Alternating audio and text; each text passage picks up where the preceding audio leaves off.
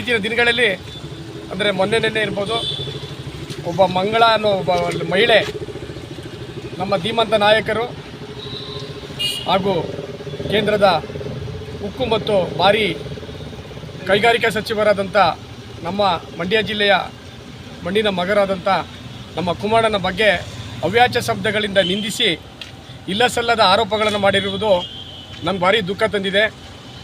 ಇವತ್ತು ಮೊನ್ನೆ ನಡೆದಂಥ ಘಟನೆಗೂ ನಮ್ಮ ಕುಮಾರಣ್ಣಗೂ ಯಾವುದೇ ಸಂಬಂಧ ಇಲ್ಲ.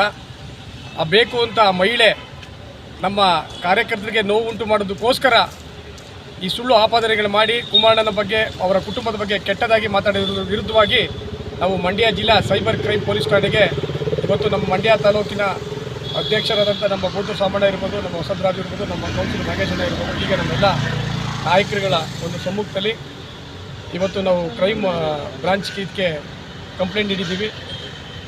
ಆ ಮಹಿಳೆಯನ್ನು ಕರೆಸಿ ಅವಳ ವಿರುದ್ಧವಾಗಿ ಸೂಕ್ತವಾದ ಕ್ರಮ ಕೈಗೊಳ್ಳಬೇಕು. ಈ ಥರ ಇಲ್ಲ ಸಲ್ಲದ ಆರೋಪ ಮಾಡಿ ಯಾರೇ ಆಗಲಿ ಯಾರೇ ವಿರುದ್ಧವಾಗಲಿ ಇಲ್ಲ ಸಲ್ಲದ ಈ ಥರ ಆರೋಪ ಮಾಡೋ ವಿರುದ್ಧವಾಗಿ ಕಾನೂನು ಕಠಿಣ ಕ್ರಮ ಕೈಗೊಳ್ಳುತ್ತೆ ಅಂತ ಹೇಳುತ್ತಾ ಈ ಪ್ರಕರಣದಲ್ಲಿ ಇವತ್ತು ಪೊಲೀಸ್ನವರು ತೋರಿಸ್ಬೇಕು ಅಂತ ಹೇಳೋಕ್ಕೆ ಇಷ್ಟಪಡ್ತೀನಿ. ಇವತ್ತು ಕರ್ನಾಟಕ ಪೊಲೀಸ್ ಇರ್ಬೋದು, ಇವತ್ತು ಮಂಡ್ಯ ಪೊಲೀಸ್ಗೆ ಅವ್ರದ್ದೇ ಒಂದು ಹೆಸರಿದೆ.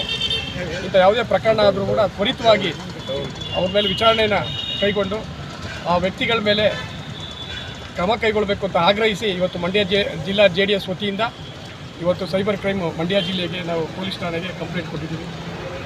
ನಮ್ಮ ಉದ್ದೇಶ ಇಷ್ಟೇ. ಇವತ್ತು ಕುಮಾರಣ್ಣನವರು ಬೆಳೆದಂಥ ರೀತಿ ಇರ್ಬೋದು, ಇವತ್ತು ಬಡವರಿಗಿರ್ಬೋದು, ದೀನ ದಲಿತರಿಗಿರ್ಬೋದು, ಅವ್ರು ಮಾಡ್ತಾರೋ ಸಹಾಯಗಳಿರ್ಬೋದು, ಎಲ್ಲೂ ಕೂಡ ಅವ್ರು ಯಾವತ್ತೇ ದ್ವೇಷ ರಾಜಕಾರಣ ಮಾಡಿದವರಲ್ಲ. ಅಂಥ ವ್ಯಕ್ತಿಯ ವಿರುದ್ಧವಾಗಿ ಆ ಪದ ಬಳಕೆ ತಾವು ನೋಡಿಬಿಟ್ರೆ ಕಣ್ಣಲ್ಲಿ ನೀರು ಹಾಕ್ಬಿಡ್ತೀವಿ. ಅಂಥ ದುಃಖಕರವಾಗಿ ಮಾತಾಡಿದ್ದಾಳೆ. ಅದೆಲ್ಲರೂ ಕೂಡ ಆ ಮಾತುಗಳು ಇಡೀ ನಮ್ಮ JDSನ ಕಾರ್ಯಕರ್ತರಿರ್ಬೋದು, ನಮ್ಮ ಕುಮಾರಣ್ಣ ಅಭಿಮಾನಿಗಳಿರ್ಬೋದು, ನಮ್ಮ ನಿಖಿಲಣ್ಣ ಅಭಿಮಾನಿಗಳಿರ್ಬೋದು ಭಾಳ ನೋವು ಉಂಟು ಮಾಡಿದೆ. ಆ ಎಮ್ಮ ಬಹಿರಂಗವಾಗಿ ಕ್ಷಮೆ ಕೇಳಬೇಕು. ಅದಲ್ಲದೆ ಕಾನೂನು ಕೂಡ ಮುಂದೆ ಈ ಥರ ಘಟನೆಗಳು ಮರುಕಳಿಸಿದ ಹಾಗೆ ಆ ಮಹಿಳೆ ಮೇಲೆ ಕ್ರಮ ಕೈಗೊಳ್ಳಬೇಕು ಅಂತ ಹೇಳ್ತಾ ನಾವು ಇವತ್ತು ದೂರನ್ನ ದಾಖಲು ಮಾಡಿದ್ದೀವಿ.